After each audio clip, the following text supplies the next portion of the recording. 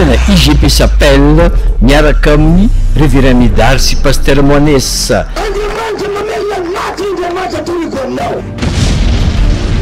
Dia manolotra anao conférence nationale na fihaonam-bavaka lehibe eto amin'ny kianja amin'ny tafony Mahamasina.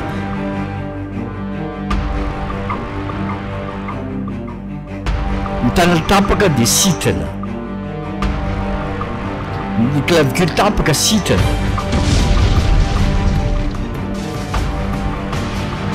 Zaza malemy dia sitrana. Tokony iambolana dia apetraka izy dia tsy mahay mipetraka fa le valany zaka mihitsy fa vavany tonga ny eny tongony. Tonga hoe vavany fa tsy mety mitaka mahitsy.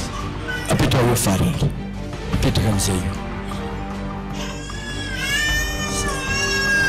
Zay.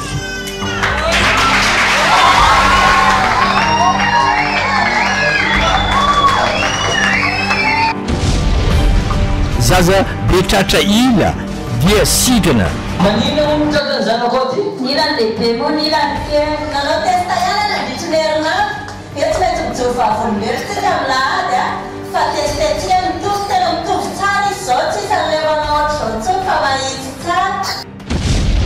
Eo amin'ny kianja mitafy Mahamasina ny 21 octobre, ny 21 octobre manomboka ny 8 maraina. Matongava daholo ary daholo marary fa tsy maintsy sitrana. Dia ho tahin'Andriamanitra ianao.